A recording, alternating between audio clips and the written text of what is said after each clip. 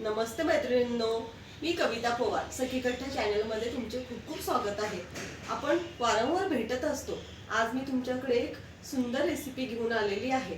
थंडीचे दिवस सुरू झालेले आहेत। सर्वांना सारखी काही ना काहीतरी भूक लागत असते, काहीतरी चटपटीत खावंसं वाटत असतं। मी तुम्हाला स्नॅक्ससाठी एक सुंदर पदार्थ सांगणार आहे। त्या पदार्थाचं नाव आहे बाजरीचा मलिदा। बाजरीचा मलिदा हा पोषक आहे, त्याचबरोबर मुलांना घरच्या साहित्यातूनच कमी वेळात तुम्ही ही वस्तू बनवू शकता व स्नॅक्ससाठी खूप सुंदर ही गोष्ट आहे।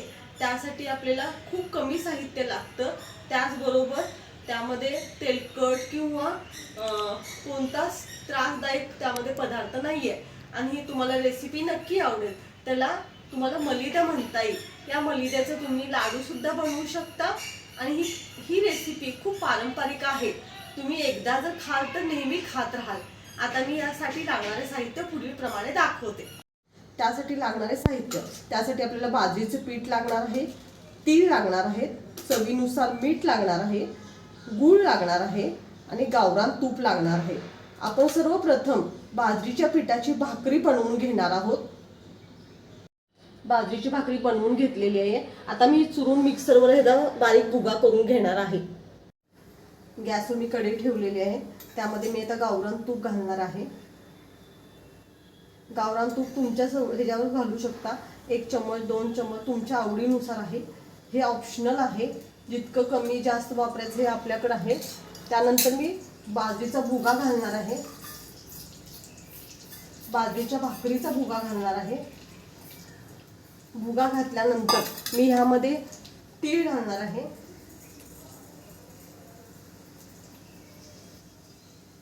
आपण भुग्यावर नंतर सुद्धा मीठ घालू शकतो किंवा भाकरी बनवत असताना सुद्धा आपण मीठ घालू शकतो।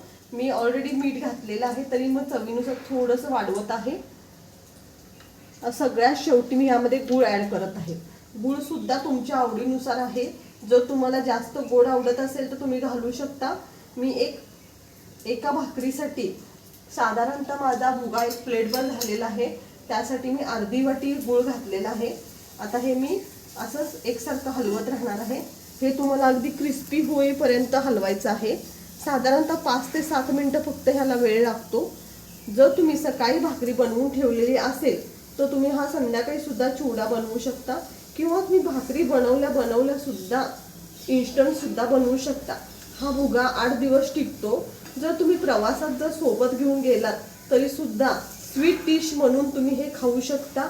त्याचबरोबर मुलांना ही रेसिपी खूप आवडते, कारण ह्यामध्ये क्रंचीपणा आहे, गोड आहे, त्याचबरोबर थंडीसाठी तीळ उपयुक्त आहे। हा आपला मलिदा तयार झालेला आहे। मलिदा खूप सुंदर झालेला आहे। हा मलिदा तुम्हाला नक्की आवडेल। जर तुम्हाला हा व्हिडिओ आवडला तर नक्की लाईक करा, शेअर करा व सखीकट्टा चॅनलला सबस्क्राईब करा।